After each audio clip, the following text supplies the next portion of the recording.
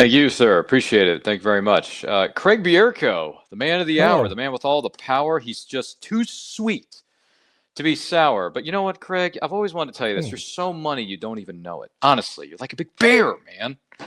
So just got to throw that out there. But it's great to see you. I hear the codes in between the lines. I hear the coding. I've got my little enigma thing working here. I figured it out. You bear, right? Mm-hmm. That's it. That's all I got. Okay. I thought how deep are we going to I, dig into I this? wouldn't have been a great help in World War II. First Oh. of all, I wouldn't have been born for close to 20 years. Oh. But also not great with coding. But there you go. That's okay. That's okay. Yeah. I was born 20 years after that too. So many years Yeah. after that. So yeah, it's fine. Yeah. I just leveled up today, actually. So Oh. yeah, I leveled up to level 38. It's amazing. Yeah, Is today your birthday? it is. Oh, well, happy birthday to you. Thank you. I appreciate that. Yeah, I couldn't think of a better way to celebrate than being a part of this wonderful otherworldly fundraising activity, I should say, for this weekend.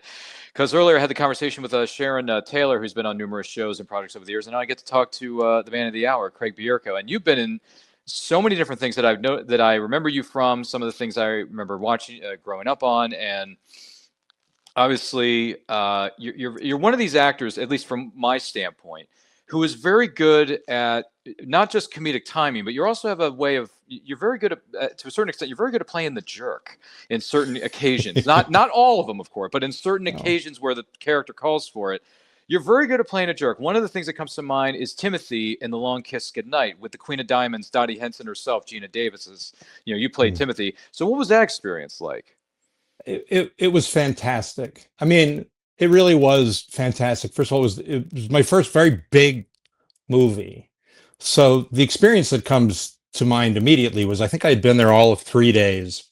And it really was like a moving city, all of the trailers and all of the different, a trailer just for training, I mean, there was all kinds of stuff. And so we're at like the third location, which is supposed to be where my guys are hiding out. It was a place called oh boy, I'm forgetting, Westminster. I can't remember the name.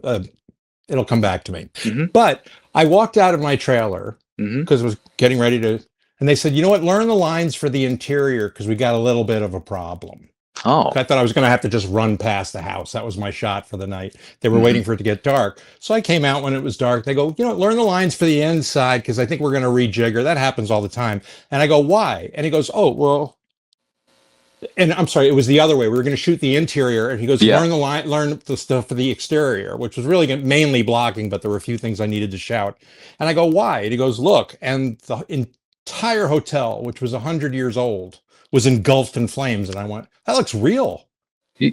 And then I'm thinking in the script, when did they burn and we had set the thing on fire. We got kicked out of Canada for about a week. And then we muscled our way back in. We talked our way back in, I suppose. And the hideout that you see in the version that went out into the movies was just, a location they had to scramble to get. I think it looks great, actually. But the original location, the Windermere Hotel, which was an actual in northern Canada. Yeah, we were despised for quite some time. Wow. For burning that lovely building. Now, although the talk was that maybe it wasn't us. Yeah. But there you go. Wow. One of my faves, yeah. And I just missed the girl who plays my daughter in that, Yvonne Zima. Wonderful writer, wonderful actress. She's doing stand-up comedy now. She's hilarious. She's really bent and very funny and beautiful. She grew up to be staggeringly beautiful.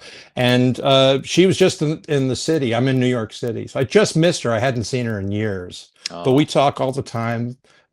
Just got in touch with Gina, a bunch of people from the movie who I still stay in touch with. Oh, that's wonderful. Yeah, Gina Davis must have been something else. She's a powerhouse in her own right. Because I remember watching her as Dottie Henson in A League of Their Own, which is one of the greatest sports films of all time. And obviously before that, she was Barbara in Beetlejuice with Michael Keaton and all that kind of stuff, which is great. Don't get me wrong. I mean, she's very good at choosing the roles that she takes parts in. Because man, every movie that she's in is just a powerhouse. She's such a strong and dynamic person. And she keeps getting stronger and more dynamic as she gets. I mean, I'm just sort of from an observational point of view, the stuff she's doing now for women in film, she's really like moving the dial, and using all of what she accumulated to really change things for women in film. I'm really just proud to know her. 100%, and congratulations to Gina Davis for everything she's done. My goodness gracious! I mean, Yeah. the Queen of Diamonds. It's what I know her best from. But outside, yeah. Well, I mean, like I said, League of Their Own it's one of my all-time favorite movies. It's like if I had to make a top 25, if I made a top 25 favorite movies of all time, Craig, it would be somewhere in there. It has to be because it's just that damn good. It's great. It's iconic. Yeah, and they're all so good. I mean, if you think about that cast, there are a lot of those people we really don't hear too much from anymore. But they're still around. They have their own. They've just found different things to do. That's very true. Yeah, that's very, very true. So some years later, you were also in a film that I remember watching when I was a big, once again growing up.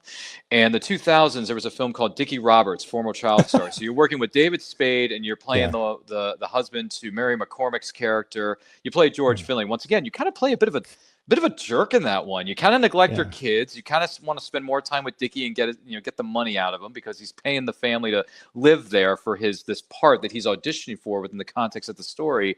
So what was it like working with David and Mary McCormick? Both of them were really great. Both of them worked very, very differently. David's not a trained actor. He goes purely on instinct. And I remember seeing him in 1988 when I first moved out to Los Angeles.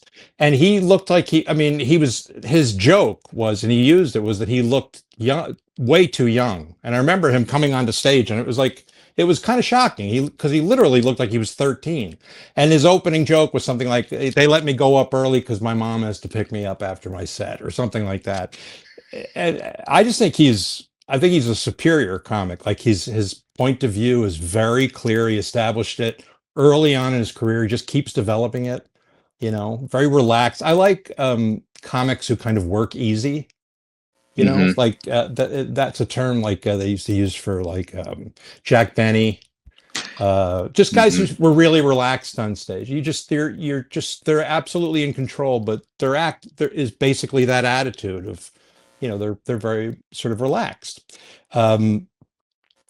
I think he's great. And Mary is, a trained actress. So but everything gelled. I love that movie. And I thought David was really great in it, And I love his podcast. I don't know if you listen to Fly on the Wall, the thing he does with Dana, but it's great. I've heard bits and pieces of it here and there. I haven't sat down and listened to some of the more, the full length episodes, but I hear good, he's got some really good insights and certain things there about the business, things of that nature. So it's fascinating to me. Yeah. So I'll definitely give him that. So what was it that inspired you to first, start getting into acting? I don't really know. I didn't have an unhappy childhood. My parents got divorced when I was 10, but that just makes me American. I don't mean to make that, smaller than it was, because it was very intense.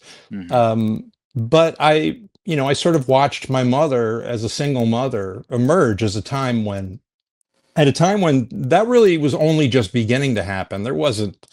People weren't going to therapy. There was analysis and stuff like that for wealthy people in the city. But we grew up, I was in the suburbs and people weren't going to therapy or marriage counseling. This was like early 70s. All that stuff was about to happen. So my mom was, kind of the first wave of these mothers who just sort of like took care of us. And I got to see all of that. So I don't have any unhappy memories like in my child. Like it didn't traumatize me or anything. My dad, had to go. He really did have to leave and get himself straightened out in a lot of ways. And he did. And, it wasn't a perfect situation by any means. Divorce never is. But I don't have any like, I don't know. Your question was, when did I decide to become an actor? Both of my parents flirted with the idea of acting and they didn't do it. And they sort of, my mom ran the local community theater. Oh, she was the president of the local community theater. So that was where I first got my first, she made me audition. I couldn't, she didn't just like give me a job. So I did audition and and that was really smart of her because there was a sense of accomplishment. I wasn't just, this small town nepotism, kind of thing. Um, um, Yeah. and I love still when I'm about to start a play soon, and I still have the same feeling that I had when I used to go to the Osborne School. Like we used to do at the Osborne High School. We used to Really? do these plays, the Harrison Players, yeah. Yeah. And I still have that same feeling. Wow. Community theater is a great thing. Mm-hmm. It was a bunch of doctors and lawyers and whatever, people who just after work they show up at this place for 3 hours because they love doing this so much. Mm-hmm. And it's the best part of working in any scenario when you're with people who really want to be there. They're not just cashing a paycheck. They're not, it's not careerism or anything. They just really love what they're doing. And I think I'm really thankful to have had that experience. Is that buzzing sound coming from me? Are you hearing it? No. Yeah, no. No, I don't think well, there was a little I could take my headphones out. No. You're fine. You're fine. It's all good. Sometimes these things happen. Technology can be a bit fickle at times, but it's all good, my friend. It's all good. And all right. it's all good. But thank you for everyone who has been tuning in thus far this weekend. And don't forget to like and share this with your friends. If you have any questions for our guests or in any portions of these panels, let us know in those comments. Let us know in the chat. Kristen, by the way, has a question for you. She asks, Necessary Roughness was a favorite show of mine. Oh. Any fun stories from that set? Just that everybody involved was really sweet. It was fast. I was in and out. I mean, you said something about, the way I would describe it is I play a lot of a-holes, basically. Yeah. But you put it more kindly. But yes. A lot of times, and that really was Long Kiss Goodnight was the beginning of that. They did want to cast a guy you didn't look like was going to be the bad guy, and they didn't want to cast like somebody who you've seen a bunch of times before.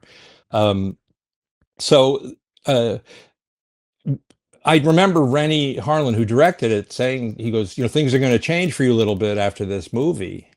They'll see you in a different way. And they really, really did. It changed everything from that point on. And I can still go and do, I play all kinds of other stuff, but it really did open things up for me because the most boring thing in the world is to play, the guy you want to bring home to mom, which was, as a younger man, that's the kind of stuff I was playing. And then when that thing came along, which was kind of fluky, it was just an audition and I just knew exactly what I wanted to do. And what was scary to me wasn't, was something very, very quiet and deliberate and professional. And I didn't want it to be, the lines were already funny. Shane Black wrote such a funny, tight script that nothing needed to be played at it. So I underplayed it a lot. And I think that's, that changed things. It certainly did for me, but that was, I remember the moment when I was auditioning, I wanted to communicate to Rennie who this guy was. And so I told him where to sit and where to place the camera. I just ordered him around, just very not in a mean way, but he said, move the camera over there and I want you to get real close to it because I'm going to be really small. Just as though I were running the audition. And he was like, oh, all right. Because he's like 9 feet tall, And I don't know, that's sort of my little Long Kiss Goodnight presentation. No, it's no. It's all good. It's all good. And another show that was on not too long ago, Unreal. Oh, but she had. You know what? Kristen had asked about. Necessary Roughness. Yeah. So as a result of, it turned out Rennie was right. So a lot of times, I'll just get a call from somebody who's doing a show like Necessary Roughness because they need an a-hole. Yes. That the lead of the show, Callie Thorne, who's an excellent actress and terrific, but they need literally, I call it like the laundry out the bedroom window parts, which that literally was. He comes home and all of his clothes are out on the front lawn because he's an a-hole and he's got to go because she's got to start her new adventure in life. That was basically the part. So there's a lot of stuff like that comes around. You're the guy who's not going to be around, which in Unreal, the show that you were mentioning, I Yeah. just thought, oh, he's there to kick the show off, but Hmm. I'm not going to be around. Certainly after the first season, I just didn't think I was going to be around. They were like, no, no, no, we want you to stay with the show. And I was like, okay, Yeah. you know, that was fine. But for those who followed the show, he was kind of tamed pretty quickly, this sort of a bad guy, Hmm. you know. Uh, Hmm. and the secret law that nobody ever really talks about on TV is regardless, even if you're playing an anti-hero, if you're a regular on a show, there has to be something redeemable about you, because at the end of the day, everybody's trying to sell soap, and none of the soap companies want to be associated with a lingering feeling about a character, or anything Yeah. associated with the show, because the show is really part of the advertisement. It's always Yeah. been that way. So Yeah, it certainly is. But yeah, I do remember watching Unreal and thinking to myself, wow, they're actually exposing what goes on behind the curtain of these dating yes, reality that we think are, but they're not really, they're real to an extent, but they're really scripted. They're not, some certain couples on certain shows may have gotten together naturally. Yeah, but it's rare because most of the time it's scripted. And when you guys, pulled back the curtain and showed us what that was like with Unreal, because I did, like I said, I watched it and I'm thinking to myself, wow, this is a side of behind the scenes I don't really get to see much, and I'm glad that yeah, I I did was because surprised it too. makes you think twice about what actually happens on that screen that we don't see. Oh God, I had no idea. I was doing a play upstate at the time, and I Hmm. got sent this script, and they said, it's Lifetime is doing, it's about a reality show, and I literally said to my manager, I went, so this is it, right? This is it. It's over. I literally thought, that's it. It's over. Show business is over. It's over for me. Like, I don't want to do. And I read it, and Really? then I read it again immediately to make sure I liked it as much as I did. I thought Hmm. it was literally going to be about a reality show, or baked into it somehow. But I thought a, it was really compelling. That Lifetime had shot an entire pilot of it already and didn't like it because they wanted it to be darker. They thought that it was too funny, too light, and they wanted to make something darker. And then I think after a couple of seasons, they sort of backed away from that a little bit, the darkness. But it's still, we went for a good 4 years. That was a nice run. Yeah, Yeah. definitely. And all of you did a spectacular job. I mean, Oh everybody, yeah. you, Oh, your there. co-star Shuri Appleby, if I'm not mistaken, it's like, Oh, Zimmer and wow. Shiri Appleby. Yeah, Hmm. yeah, yeah. It's just a Yeah. great, great bunch of people. She Yeah. really came into her own too, because Shuri Appleby was in TV shows such as Roswell before that, and then she did this movie called Swim Fan with Erica Christensen and Jesse Bradford. I don't know Yes. if you remember that or not. Long before, well, I think long before that, but it would have Yeah, been it would have been like 90, yeah, before it. maybe Yeah. 98 or 99. Hmm. She had one line in a movie that I did called The 13th Floor. She had Oh one line, yes. but I remember she was like a chorus girl, and the storyline was I keep going back, like a virtual version of the 1930s and then the present day.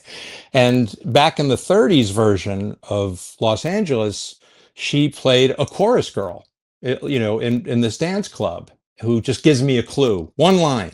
And I remember I was gobsmacked when I said, this girl's going to be huge. I mean, I knew it in my gut. First of all, she was so cute and Hmm. but also so well comported, and and she's still that way. I think a very old soul. And but it really stood out. You can Hmm. feel that on people when you meet them, even Hmm. when they don't know it themselves, but they're just packing something. You know. I definitely hear you on that. That is it's very true. Very, very Yeah. true. And yeah, she's done very well for herself. So well done, Shuri Appleby. Yeah, and she's There's. basically directing now. She Hmm. does that, and they both were. I mean, they were both who did such a great job Hmm. as actresses, and but they also directed. They both, cut. I don't. I think Sherry had directed before. I'm not sure if Constance had, but they both cut their teeth, I think, with directing, and they did quite a bit, and they did a great job. Loved working with both of them as directors. Um, so yeah, I was really proud to be a part of that. Again, it was female centric, and it was a big lesson. And because I was basically, again, playing the a-hole, but it was sort of the Alexis Carrington Hmm. of the show, because everything was Yeah. upside down. About these two women Hmm.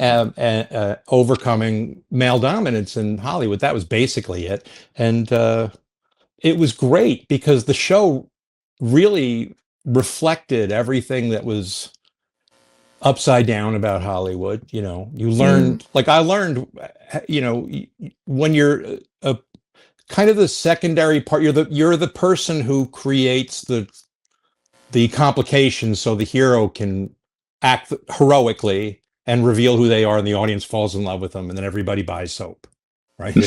But there has to be, so my function usually is I'm the thing they come up against, and that was really fun to do. It was also really fun in this show because it was coming from a real place, it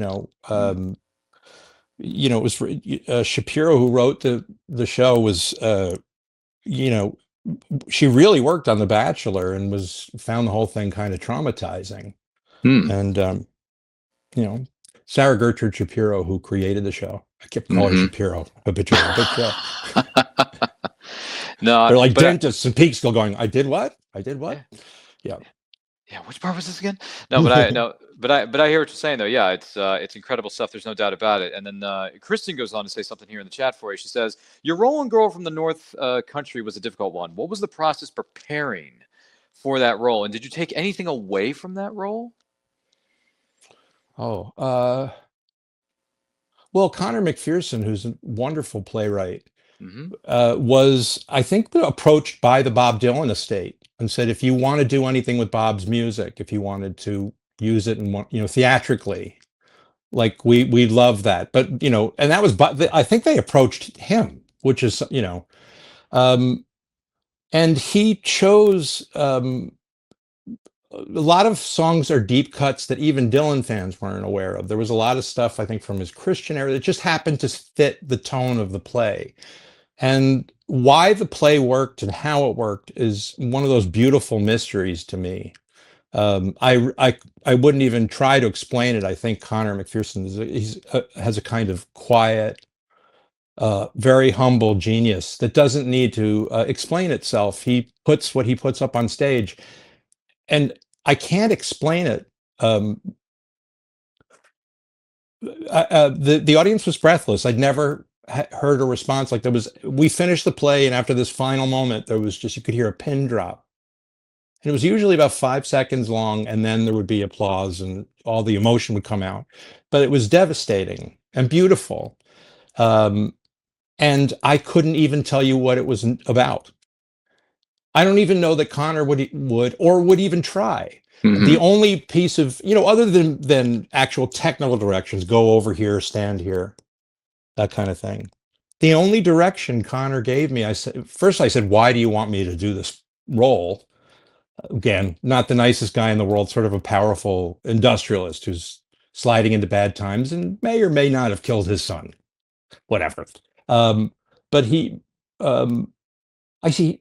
I said, why me? And he goes, oh, he didn't really say any reason, which was smart. He didn't want to lead me anywhere, I think, looking back. And I said, I said, how do you see the role? Get me started here, because I'm going to just jump in, learn the lines. And I was actually replacing somebody. So, I wasn't going to get to rehearse with the rest of the cast.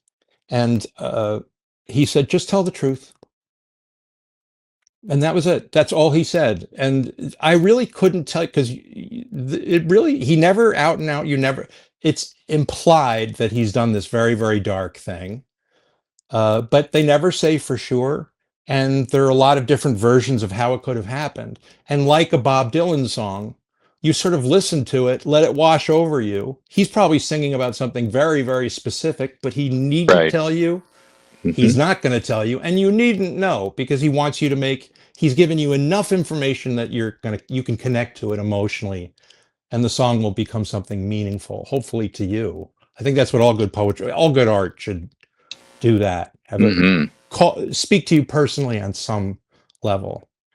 Uh, so yeah, I don't know if that answers the question, but in terms of the preparation, Hmm. I just jumped in because there wasn't time.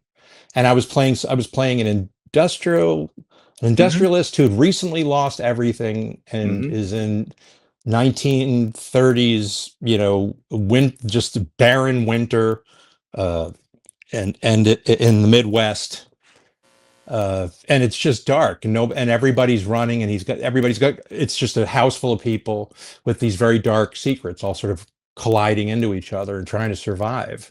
And somehow it was very life affirming, you know, um, but mysterious in the way that, I mean, I've never really been that much of a Bob Dylan fan. Oh, Um, okay. I love a lot of his stuff, but I don't know why. And I'd seen a production of this play in Mm-hmm. the UK, and I wasn't Mm-hmm. even particularly drawn to the play. Ah, But something happened. The play, he was finding the play as he was going along. It's since reopened in the UK, and I think it's the show that we did here. I think it needed to cook for a while. I don't think it had anything to do with the different people who were doing it. I think Connor was right. finding it. And once he did, he took it back to the UK. Mm-hmm. Some of the same actors are in it. Um, but yeah, it's that was an amazing experience. Yeah, absolutely. And thank you for sharing that with us. I do greatly appreciate it. I'd be remiss, though, if I didn't mention three names, or not three names, three words, rather, that are very, very popular these days. The Music Man. So I'm just curious, what was your experience like with the Music Man? What was that like? Life changing. Mm-hmm. Um, it's funny. Like I had mentioned, I'm about to start a play. I'm going to do a Shakespeare play, Much Ado About Nothing, and Oh, my. it's terrifying. It's Yeah, the terrifying. going after something that was written by the Bard? Goodness gracious. Also, you get it. Some of the language, it's crazy Yeah, because it literally, you're reading something from the dawn of modern English. There was Old English, and then when this play was written around 1538, 1539, modern English was just beginning to emerge. And so words like it and the, they all sort of like were in one big blob. They all sort of meant the same thing. really? So Wow. you're using language, and instead of saying and, you're saying the or something like that. Mm-hmm. And it's so unnatural feeling. I can't think of a specific line to give you an example, but you know, you have to remember, I'm really saying, it's like, if I wanted to go, I'd go, but he's saying, and I want to go, I'll go. Mm-hmm. It's like, what? Hmm. But he's actually saying, if. It's just little strange things like that the audience should never feel uncomfortable about. But while I'm sort of downloading the part into, or uploading it into my head right now, you're just sort of shifting gears and trying not to look like you're panicking. What's the next thought? And what crazy word does it start with that has nothing to do with what I'm saying? Mm-hmm. But it all comes together because it's pretty genius. And once a lot of the actors who had, a lot of my friends who have a lot of experience doing Shakespeare said, just keep working and the play will find you. The language will find you. There'll be a Ah. moment where it catches and you kind of like, oh, and that's beginning to happen a little bit. And then you Uh, realize that when you go see a Shakespeare play that's well done, it is like you're almost going to see like a play in Russian or something, and you don't speak Russian. But if it's directed and acted well, the people are actually moving and being directed and express themselves in such a way that they're actually telling you what they're saying, so that it's not, it doesn't sound like gibberish. It sounds clear, actually, if it's well done. It's a bit of a sleight of hand trick that yeah. yeah. Definitely not easy to tackle something from the Bard. Goodness gracious. But it's like anything else in life. That you asked about the Music Man, it Oh, was, I yes. got it, and there was about 18 seconds of, yeah, because I worked really hard and I was Mm-hmm. auditioning a lot and I got it. And then you realize, yeah, oh God, they're going to kill me. They're going to kill me. They haven't done this show since the 50s. There's a reason why nobody else should do it. They had the guy. What am I going to do? They're going to get it. You just go into, and then there really is no antidote to that, that kind of anxiety. Um, Mm-hmm. because it's good, I think, in life to take on things that scare you and challenge you. Yeah. That's what I'm doing. But and the only way to I was just talking to a friend of mine last night who's an actress. And I just said, it's so nerve wracking. But the only way I can get to sleep at night is if I work really hard on it during the day. So I Mm-hmm. know that I've done everything I can do today, and then you sort of trust that it will come together. But Mm-hmm. it's like it's it's good. I think I don't know that there's ever a time where you should only be seeking out things that make you comfortable. Things should be challenging. You should shake things up a little bit, but it's never a pleasant feeling. And there's always three quarters. I'm Yeah. like, why did I say I would do this? What is the upside in doing? But there's always an upside. Yeah, no, you're 100% right. I mean, one of the biggest challenges I've faced is I'm very good at verbalizing my thoughts and speaking with people and having conversations and carrying them on and all that kind of stuff. But I'm not very good at putting my thoughts down on paper. And then I started Oh, writing not too long ago, and I got a short story published earlier this year. oh, And terrific! for the very first time, yeah, that's never happened before. So that's kind of a big deal. It's a And great, fantastic thing. thank you. I Congratulations. appreciate that. It's a Western, actually. It's a Western short story. It's called Wolf of the West, in case you're wondering. Okay. So that was a lot of fun. It was fun to write. And then when I submitted it to the publisher, because they were looking for submissions for this Western Tales Volume 1 anthology is the title of it. And I Okay. threw my name in and they email you and they say, hey, you made it through the first round. We're still going through submissions. We'll get back to you, X amount of time. And they did. And then they said, congratulations, your story is going to be a part of this anthology. I said, wait a minute, what? Like, I only started writing a few months ago now, or not even like a month or two ago. Now you're telling me that one of my stories is going to end up in an anthology? Get the heck out of here. So if you had told me I was going to be a published writer 20 years ago, Craig, I would have said you were crazy. Yeah. Yeah. You know? It's. I mean, well, in the arts, there's no. Nobody. You sort of hang your shingle Mm-hmm. because it's time to hang your shingle. I'm a Mm-hmm. writer. I'm an actor, and then people either believe you or they don't.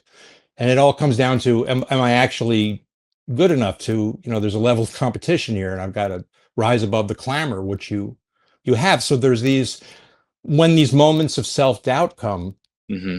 which I think is part of being an artist and actually of great value, it keeps you centered and vulnerable.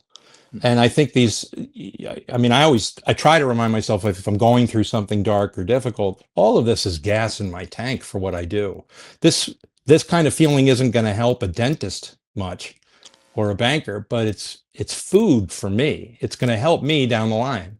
I I can, I understand sadness and grief as an older guy than I did when I was 20. Mm-hmm. I've had some experiences and some losses. And it finally made sense to me why my acting teacher said it's an older person's craft, but it's a younger person's business, which is all he was saying was, there's TV and movies, but if you're really looking for great actors, you know where to go. And it's usually, a little bit further down the line age-wise. There are some fluky, amazingly talented younger people, but usually it's people who've had a little bit more seasoning. Those are the people who've got my attention. Yeah, definitely. That's another fair point. Yeah, they've done something for a while. They're getting really good at it. Hey, they're going to pick up steam. But So, like with your writing, mm-hmm. it's a talent that's apparent, and you just keep knocking on the door because something in you knew it. Mm-hmm. And but that doesn't mean that somebody's going to reach through and open the door. So congratulations, because that's great. But making sure that you're prepared for an opportunity like that, Mm-hmm. Mm-hmm. that's terrific. What drew you to doing? Was it because that was the assignment, or were you drawn to westerns? Well, it's because during just to give a little bit of context. So before the story was submitted, and 5 years ago, actually, I started writing. I started toying with writing during the pandemic. I was attending some, what do you call it, virtual programming through my local library. Which, by the way, support your local library, folks. It's good Oh stuff. yeah, Big time. So big that time. happened. That happened, and I wrote a story, and then they looked it over, they critiqued it, and they said, "Hey, this is actually really good." So then I took it to a friend of mine who's an indie writer. He's a crime fiction writer, more specifically Bobby Nash, BobbyNash.com. Hashtag always promote your friends.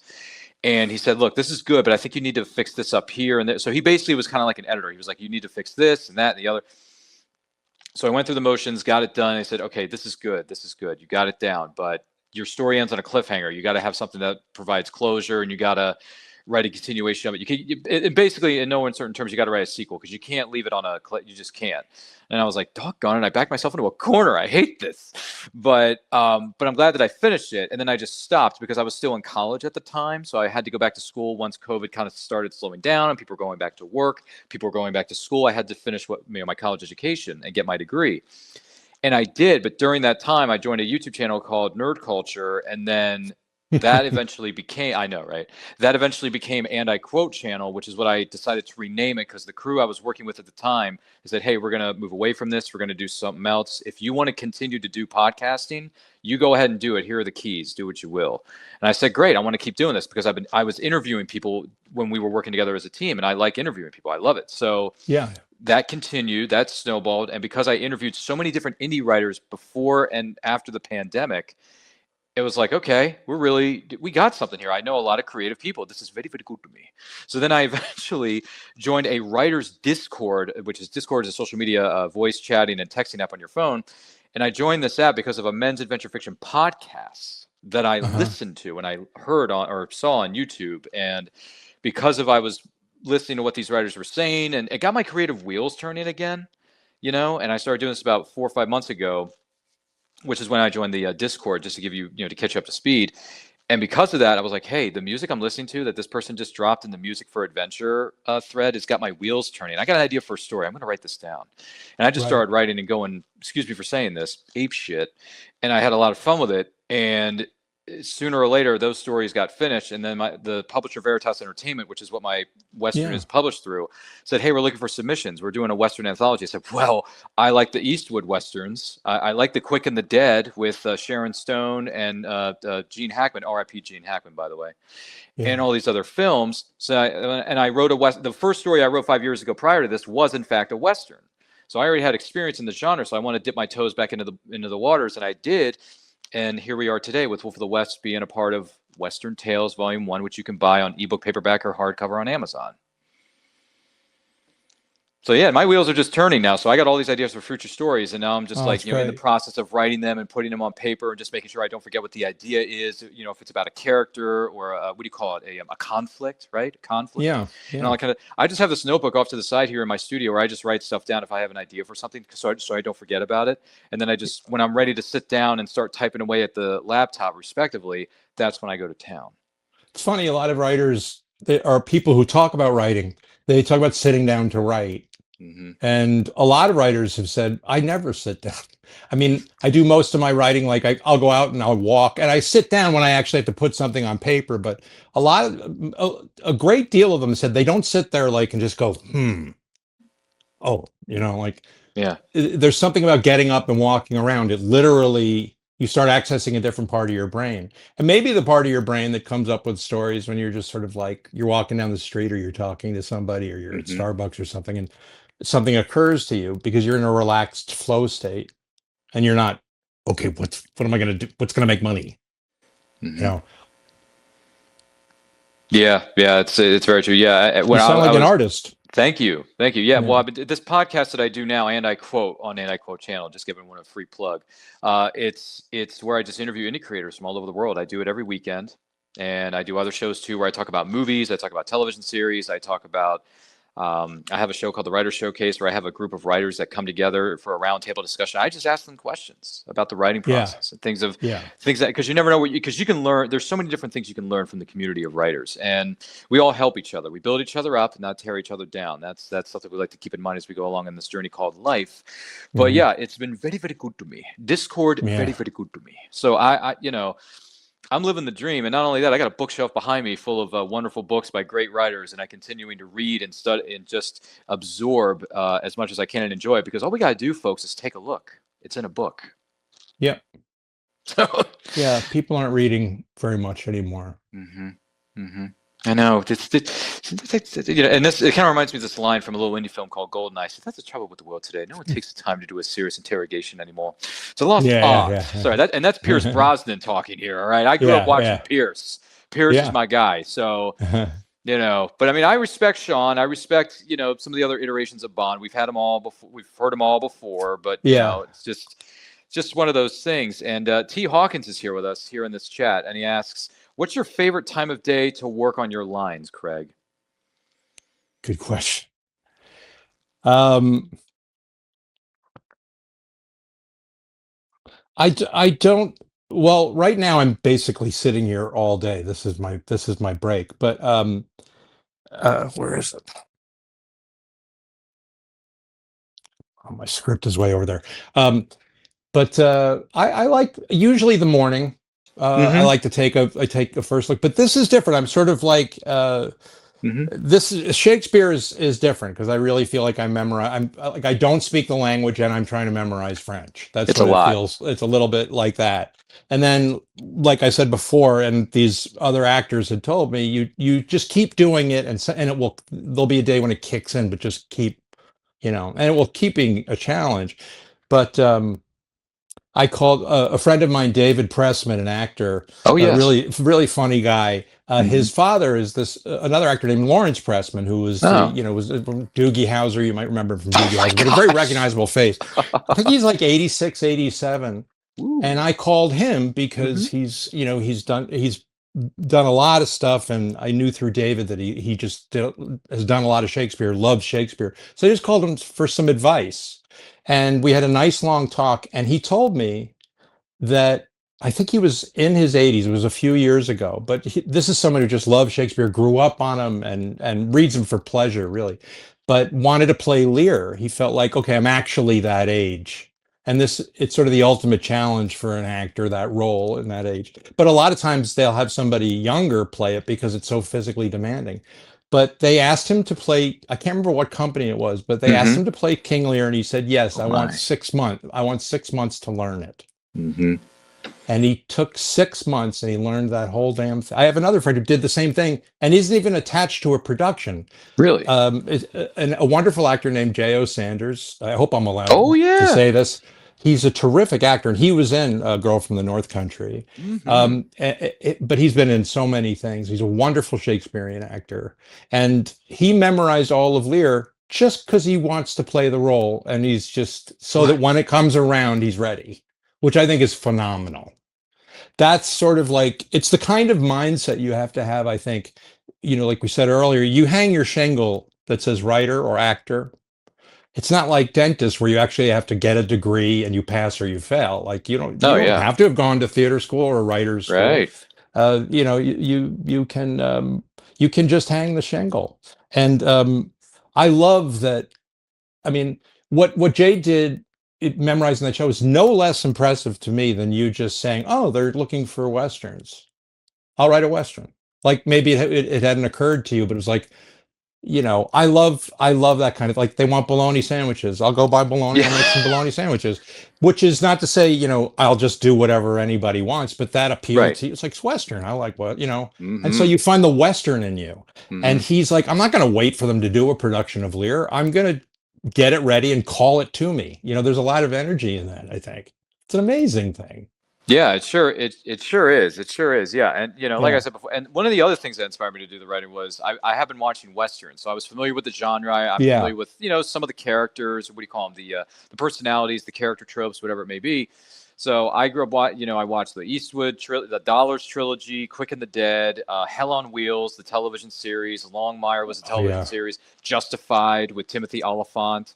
I mean, I had a really good Yeah. understanding to a certain degree of what the Western is, how it's sort of, obviously when you're writing a Western that's a period piece, you got to go and do your research. And like, okay, what was the landscape like? Where am I going to put this story? Where is it going to take place? More specifically, what's the setting, right? Yeah. So Yeah. I was like, hey, I was watching this movie 310 to Yuma, and they mentioned a place called Bisbee. I'm going to call one of the places in my story Bisbee because Yeah. it's something that was mentioned in a Western formula movie, and that works. And by the way, 310 to Yuma with Batman and Jor-El, aka Christian Bale and freaking Russell Crowe, is a badass cast that you just can't Yeah. go wrong with, man. Yeah. So Did you see the I was original? all about it. I was all about it. That there was. Did you see the original? I think it's Unfortunately, I Glenn have not been Ford. able to compare the original to the remake. I'm so sorry. Yeah, I know. I I need don't to put know. it on my I haven't list. seen either, but I know that I love westerns. Um, I think the first one I ever saw was the Cowboys. You ever see the Cowboys with John Wayne, No, I never seen that one where yet. he's driving cattle with Mm. kids?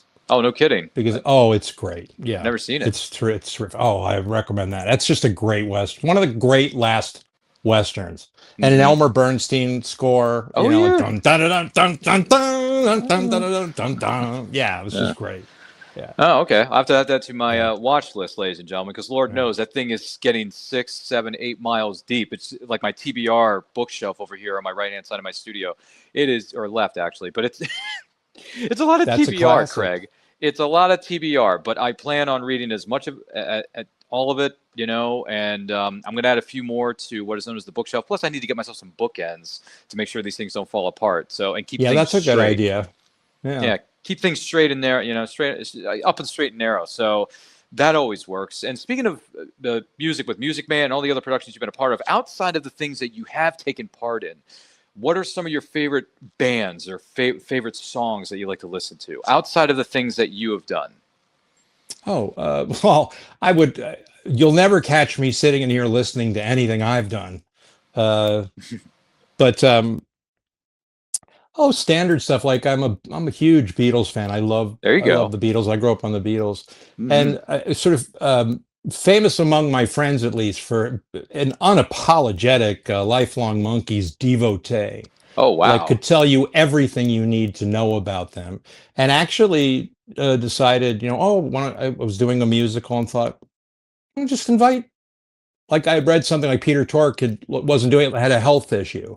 So Oh, I sent a okay. note through I his see. publicist. I said if it would give him any joy, he's going through this challenge, and he shows up. I met him, met Mickey through his wife, and they're so nice to me when they come into town. They let me know, and I love to go see him sing. And I love that Mickey, who's the last standing monkey, is still out there every night working it at 80 years old, and gets, people just love him. Um, so I'm just sort of an unapologetic fan of them. Great, great pop music, and an album they put out in 2017, I think, that a lot of people don't know about, called Good Times, which was new music. Um, is terrific. It's as good an album as any of their other albums, if there are any Monkees fans out there. It's really, really terrific. And uh, other than that, I haven't. I can't remember the last time I went to see a movie in the movies. Oh, I kind of okay. miss doing that, but that Yeah. is something that's sort of, it's a habit that just sort of went away. I never even think about it anymore, which is really too bad. I miss Yeah. it. Yeah. Um, I mean, there have been some good theatrical experiences here recently within the last few years or so. I mean, have I'm, you seen something in the theater that you liked? And you would say, yeah. yeah, you should have see that. You should see that in the Yeah, theater. yeah, I did actually. It was a few months ago, and I'm wearing the shirt, so it kind of goes hand in Oh, is hand it with the Superman? yeah, with Okay. the new. I'm a diehard Superman fan, to be Oh, perfectly great. honest. So Superman, very very good to me. But the new movie with David Cornsweet, Rachel Brosnahan, and Nicholas Hoult, just to give everyone some context, it was good. I liked it. I had a good time in the theater, hearing the score, the familiar John Williams Oh, theme, and the yeah. guitar riffs and all that kind of jazz that you hear in the trailers, which is also presented to you in the final cut of the film. It was good. I like the new guy. I think David Cornsweet's going to do a good job. I wish him nothing but the best. Rachel Yeah. as Lois was feisty, beautiful, got right to the point, didn't mess around, an intrepid reporter, as one might say. Yeah. And Lex Luthor, I mean, my gosh, Nicholas Hoult has played. Gosh, I mean, I remember him playing Beast in the rebooted X-Men trilogy, as Hank McCoy, Oh, Beast in the yeah. X-Men, and then he does Nosferatu recently, and then he's doing this, and I'm like, is there anything Oh, this kid, Nicholas Hoult, can't do? I mean, honestly, he's everywhere. He was in Marvel, now that's he's in fantastic. DC. Yeah, so Superman Yeah, was that's good. incredible. I would recommend the newest iteration of Superman to anybody. Yeah, yeah. No, I hear that's a lot of fun. And uh have you seen, and Frankenstein, is Frankenstein out yet? Is it out yet? Uh, I I think think, it's coming out. yeah, I don't think that's it's one. out Are yet, you but I'm thinking of the looking one with forward to Christian that. Bale? Are you thinking of that one? No, yeah, there are two of them. That's The Yeah. Bride. Oh, that's the Bride. I'm sorry. Yeah, because I just saw that trailer the other day. I apologize, That but looked interesting. That looked like they were like kind of like happy-go-lucky monsters on the run for part of it. It looked like I I, couldn't tell if they were they were like bank robbers. It looked like The Getaway meets Frankenstein. I couldn't tell. it But could be. the Del Toro Frankenstein I'm looking forward to. Oh Um, yeah, yeah, that it's one. just a great story. Yeah, I Hmm. think I mean, they've told the Frankenstein story and called it Hundreds so of many different times. things. Yeah, Yeah, but hundreds I of always times. I love mean, it. I've seen a lot of. I've seen a few different. What do you call it? Iterations of Dracula and Frankenstein and all this other stuff. But I mean, as far as the Yeah. old school, like the classic Universal monster movies, because we're coming up on Halloween, folks, get ready, it's spooky season.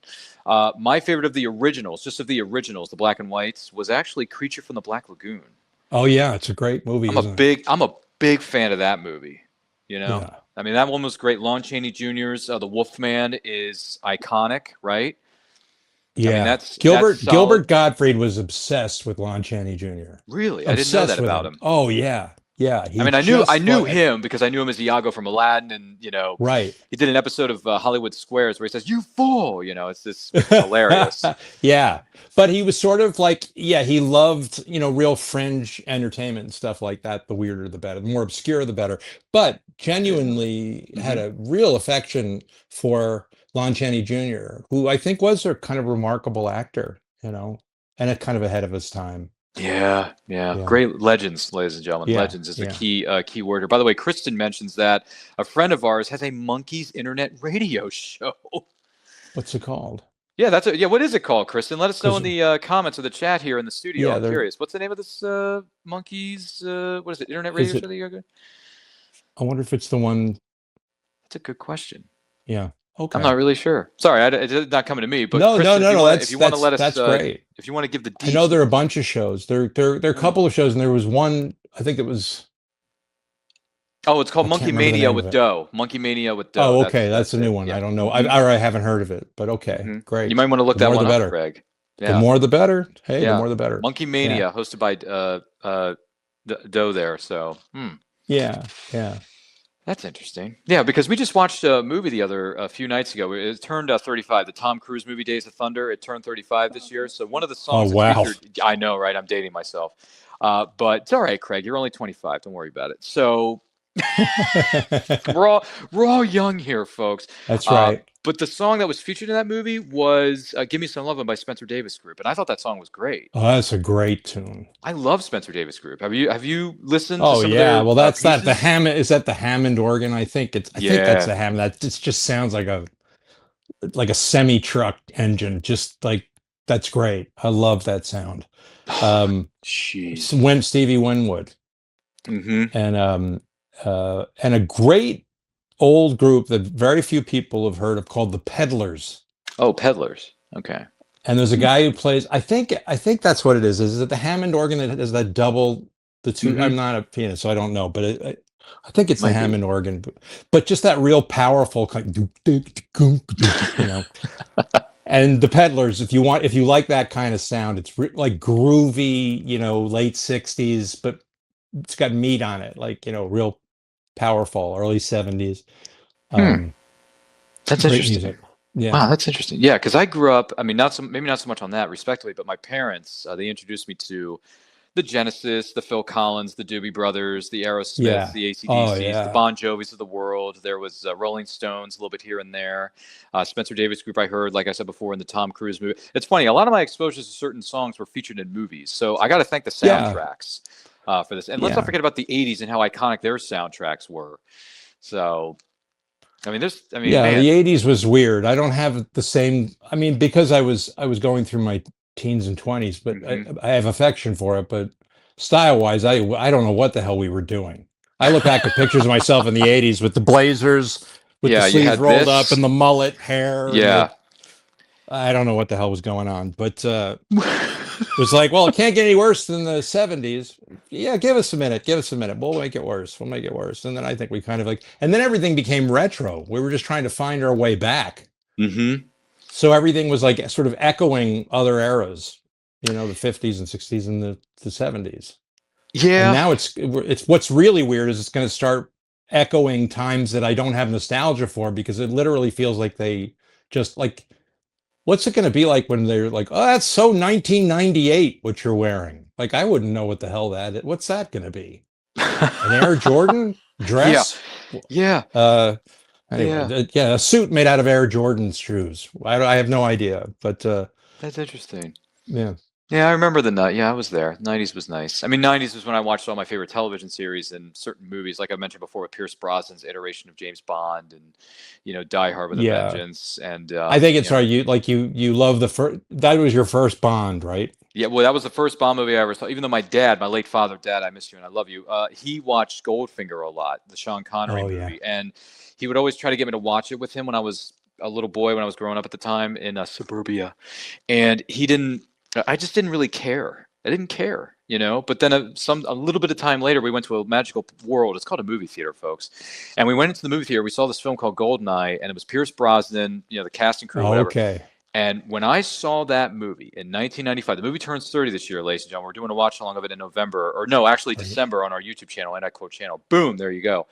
And the movie just blew my mind in more ways than one. And I said to my dad, I said, Dad, if this is what James Bond is moving forward, or whatever this is, like, give me all of it, please. Like, in the words of, feed me more. So did you go back and see the originals and have another appreciation for a deeper appreciation for the pretty much, other ones? yeah. I mean, I watched Pierce for a good time, and then some years later, I went back and saw the originals, with Connery and George Lazenby, and then I watched Live and Let Die with Roger Moore, and I realized, okay, the song's nice, but Live and Let Die, not so much.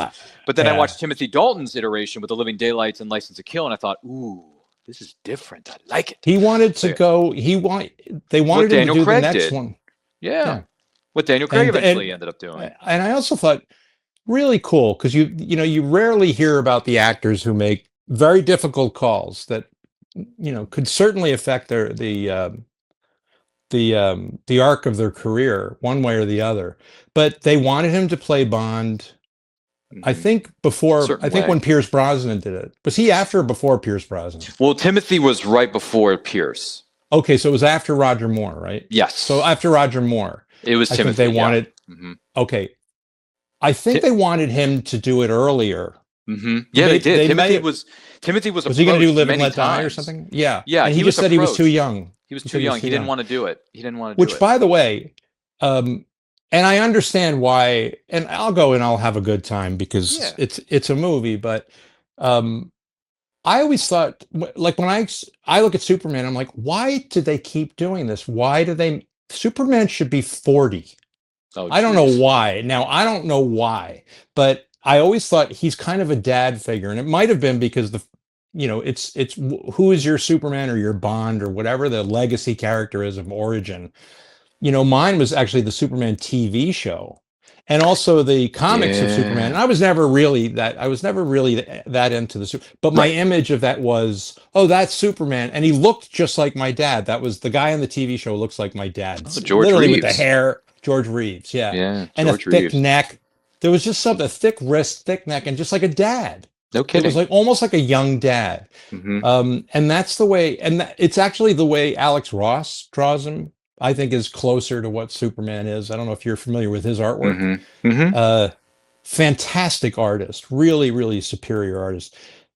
Closer to like Norman Rockwell paintings, and change the atmosphere of those comics. Like you never saw Batman during daylight. With sun behind him, and it actually worked. Like the stuff he does with color and light, I just think he's a fantastic visionary artist. And actually, when I did this movie Cinderella Man, and I had to play Max Baer that you mentioned. You were kind enough to allude to in the introduction. Yeah, and I was looking for a way in because they didn't write Max Baer the way he really was, which was he was actually a really affable, sort of pre-Dean Martin guy. He was always having fun, loved to tie one on. He was a flirt, and he was having fun with his image, and he was this great-looking guy. But he needed to be a bad guy in the movie, So I found this picture that Alex Ross drew of the Joker called Joker Close Up. Actually, if you hold on a second, I'll show you. Yep. This is going to be interesting. For those of you just tuning in, this is Otherworldly Fundraising. Don't forget to like and share this with your closest friends. And feel free to donate. Link is at the bottom of our screen and in the top right-hand corner of your screen, too. All right. Yeah. All right. So, yes, I saw this and I was like, oh, I totally get it. And I've got this is the guy that they wrote. This isn't Max Baer, but this is the guy that they wrote. And it started with this picture. Oh, boy. And that's Alex Ross's The Joker Close Up. Great artwork. And I just think it's extraordinary. There's no doubt. It's hard to believe because even for a guy like me, I wasn't into comic books, but I saw this thing and it was so stunning because it seemed to be leaning out of the frame almost. Well, who could say no to Alex Ross? Yeah, he really is amazing. He truly is. Well, we do want to, and thank you for sharing that with us. We do want to take this opportunity to say thank you to Craig for being here. This has been a My great pleasure. Thank you. conversation, and you've got an amazing talent, amazing filmography, if you will. Great, going backwards, but it's been great. Yeah, we really appreciate you being here and sharing that artwork. Yes. I mean, that's a great way to end the end the segment on. When you say, Steve, I want to thank you Yes. for what you guys are doing and raising Oh, well, money. thank you very much. Yes, yes. For, and I just wanted to give a shout out. Yeah. I think people have been going to this, but it's always worth a visit and spread the word. Is my friend Matthew Perry, who we all miss very, very much. Very much. The Matthew Perry Foundation is doing some wonderful outreach work for people who are struggling with substance abuse and trying to ride that really, really horrible wave to shore. And there are people who will help you do that. And it's a great organization, great people, worth checking out. And if you need help, I hope you go get it, and I hope you get it there or wherever you need, wherever you can get it. Absolutely. Yeah. And thank you for sharing that with us. Yeah, that's great. Yeah, Definitely. we're definitely going to miss Matthew Perry for sure. Oh man, we could use them right now. Yeah, for sure. But thank you so much for being here. It was great to see Yes. you. We're grateful for you being here. We hope to have you again in the future, and we hope to see you I hope so. at shows. Let this be a whether- lifelong affiliation. I'm a fan. Good Yep. work, Excellent. guys. Hey, any And I wish you luck with yeah. your writing. Thank you. Let me know what happens with it if you can. Oh, I'll follow you on social media. I'll drop you a line. Right. I'll let you know what's Yeah. and I'll send you a link too to where you can purchase a copy of Western Tales Volume 1. That would be terrific. I'll put if you send me if you do that, I'll put it up on my thing in my modest following. It will shake the world. Great. Well, no, that's awesome sauce within itself. That's a great way to level up to 38 like I did this morning. But thank you, sir. Enjoy your weekend. Be safe. Do your thing. And we're going to have you again here in the future. And good luck on your projects with Shakespeare. Happy birthday. It's a great age. Stay scared. It's good. All right. We'll see you. See you later, guys. Thank you, Bye. man. Bye. Otherworldly Fundraising is a group of friends who decided to use our nerdy talents to help others. Our charity this year is Options Save Lives, which helps individuals fully recover from alcohol use disorder. Thank you for joining us this weekend and for donating to this worthy charity.